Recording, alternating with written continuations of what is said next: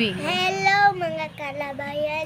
Pupunta po kami sa Uma ngayon kasi magpangita kami ng kanang magtanaw miog magpitaw miog aholoy nga nituho na. Maning do. Magandang araw dyan sa inyo mga kababayan. So, pupunta kami ngayon doon sa Uma namin para Indo ay hagwa na. tingnan namin yung avocado doon dahil noong nakaraang araw po ay malakas po yung hangin kaya nahulog po yung mga avocado. So ito po yung mga avocado na kinuha namin na nahulog po siya. So sayang ang po dami, ang dami. Siguro. Tignan niyo po guys, tignan. Kanig sama ko. Nahinog na po siya, malambot na. Kaya pupuntahan namin ngayon ni Kubay. Kubay libre dun. So, let's go. So, papunta na po kami doon mga kababayan. So, may dala po akong liyang po ito sa amin, basket. Para pag dito ko po ilalagay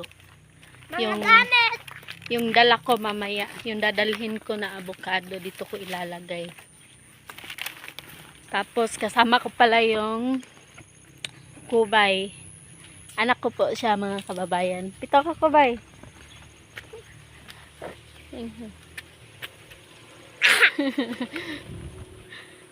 So siya po yung kasama ko ngayon dahil ano po, delikado po kasi doon pag walang kasama.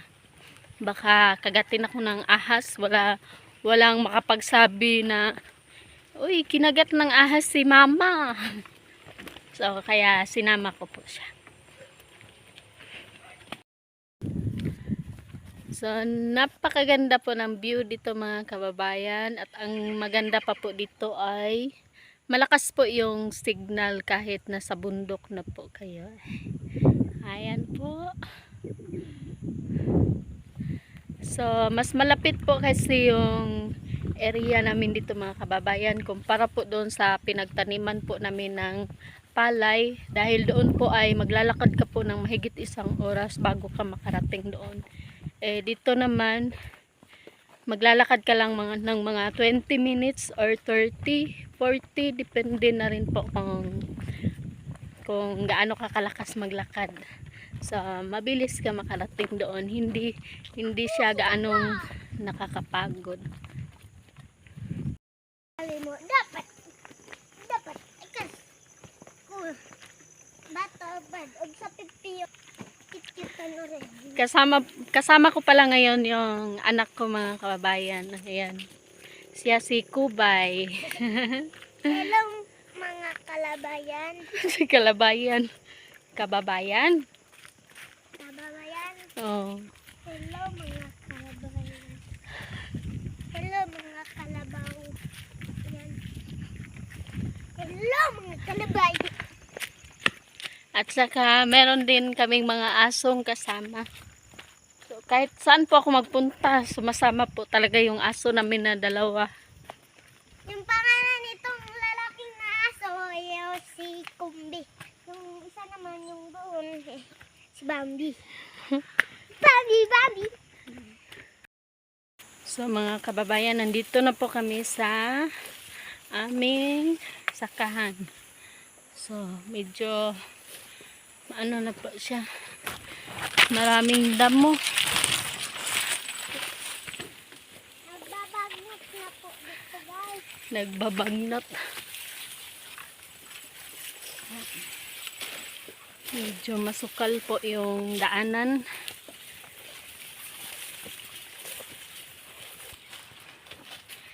Tiyan! So ito po yung maisa namin mga kababayan. So malapit na rin po siya ma-harvest. At malapit na kami makakakain ng bigas mais. So ayan. Wala pong problema yung pangbigas dito mga kababayan. Ang problema lang po dito yung pang-ulam At saka Wow. yung pang-allowance po ng Libre mga bata. pagkain. Nakakita siya ng saging na hinog. So, yan ano kay ko ba? Ayan ano ito. So, yun po yung maganda dito mga kababayan. Marami pong mga saging na nahihinog lang. Nakita ko, ito, dalawa na lang nakita ko. Ilan? Dalawa na. Ay, nahulog yung isa ko. Kaigat na ni, sira daw. Napakakulit naman ang kubay na yan. Ang galing niya magtagalog mga kababayan. Hindi ko naman siya tinuruan. Siguro yung teacher niya napakagaling magtagalog. So ito po yung mga avocado. Ayan. Nangahulog na po yan, guys. Ayan, meron din pong Nahuhulog na po yan. nangahulog. Nahuhulog. Ito pa, oh. Ano? Natatamakan. So hinog na po siya. Ang dami pang ang Marami pa doon sa babaw. Sa babaw, sa taas. So, ngayon, yung kukunin ko lang yung nandito sa lupa, yung nangahulog. Kasi sayang naman, babalik ko na. nahulog. Kun mga hulog. Sabida. Hindi naman ikaw kabalo mag Tagalog eh. Kuwakat sa baka ikas na hinog, usloitan.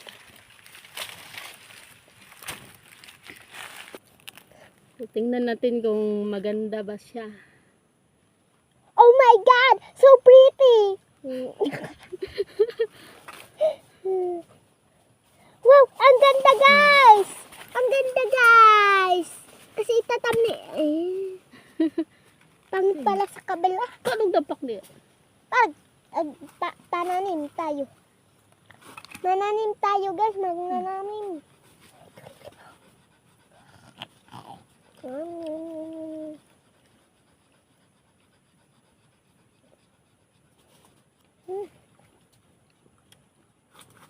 Sarap. Ang sarap. Ang talap-talap. Ang talap-talap. Kahit hindi na siya asukaran. Oh.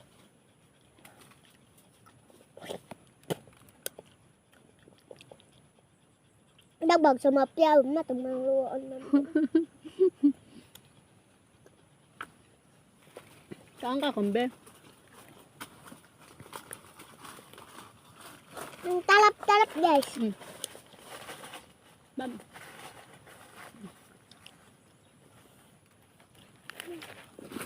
Masasarapan yung aso, guys. Masasarapan. Ali, dire kumbe. Kumbe, titi. Ah, imuhan niyo. Ah.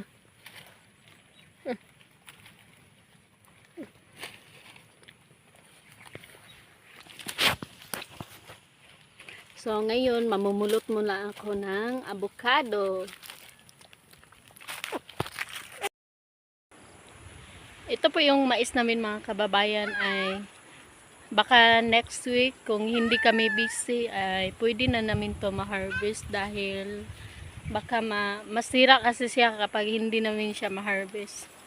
At saka kapag hindi na kami busy pupuntahan namin dito next week kasi meron pa kaming gagawin doon sa may yung doon sa palayan namin, hindi pa namin natapos tanggalan ng mga damo yung mga palay namin doon, kaya baka next week na namin to mapuntahan dito.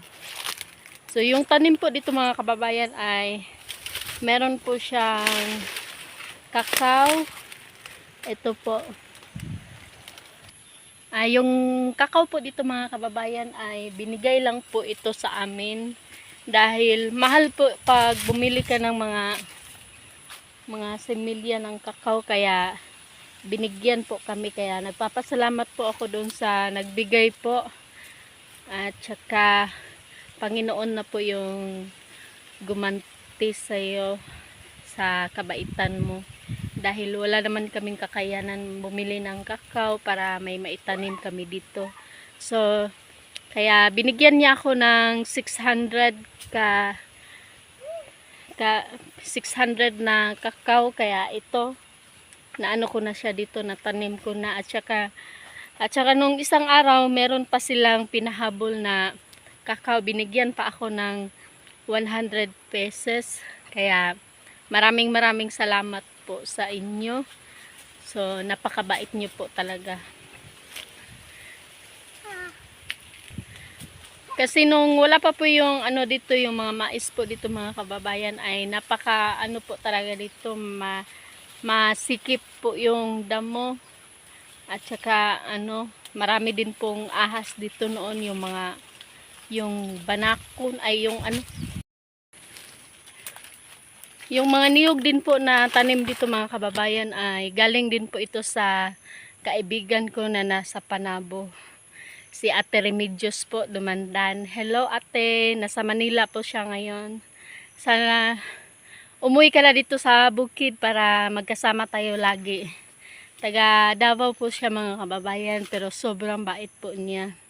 Pag umuwi po siya galing Manila ay hindi po talaga niya ako makakalimutan na papuntahin doon sa bahay nila, at saka napakarami pong pasalubong. So Ate Rimi, ito na po yung bigay mong ano, mga niyog dati. Ayan. Yung iba po ay may bunga na. So, pwede na tama mo tong sunod. So, sana mapanood mo tong video na to, Ate Rimi. Mag-comment ka. Namimiss na kita. At yan na po yung avocado na nakuha namin mga kababayan. Pinulot lang po namin yan dahil nalaglag po doon sa lupa. Sayang naman kung hindi namin kukunin at saka masisira lang po. Kaya pinulot ko na lang yan para may maibenta ako. Kahit papano po ay makabili na rin po yan ng ulam. Pang ulam namin at saka pang bigas. Kaya pauwi na kami niyan mga kababayan. So medyo mabigat po yung dala ko dyan. So pero okay lang naman mga kababayan. Kayang-kaya naman dahil nasanay na ako sa ganong gawain. Yung magbuhat ng mabibigat na bagay. So mahirap po talaga dito mga kababayan, pero kailangan po talagang tiisin para lang makapag-survive tayo sa buhay. So kaya nagtitiis po talaga kami dito sa kabundukan para lang po makakain po kami ng 3 beses sa isang araw. Kaya naman sa mga katulad ko dyan, laban lang po tayo. So pagdating ko po doon sa may daanan ay nakita ko itong mga bata na nanguha sila ng panggapong nila. So ayan na po sila, napakasipag din po nila. Mga kapitbahay din po namin sila mga kababayan. Ang babait po ng mga bata. Po yung dala ko mga kababayan. So malapit na kami doon sa bahay. Yun po yung mga bata na kasabay ko dito sa daan, mga kapitbahay din po namin sila. So grabe no, kahit mga bata pa sila pero napaka matulungin nila sa mga magulang nila.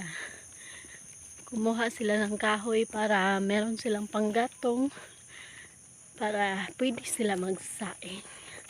So ganyan po yung buhay dito mga kababayan sa bundok. So mahirap, pero gustuhin ko man na tumulong, pero wala din po ako. So baka soon or hindi man sa ngayon, baka darating yung araw na magkaroon tayo ng blessings. So pwede tayong magbigay doon sa mga bata. So ayan, maraming salamat po sa panonood. Paki-support po sa channel ko, Mama Aya Vlog. Thank you for watching.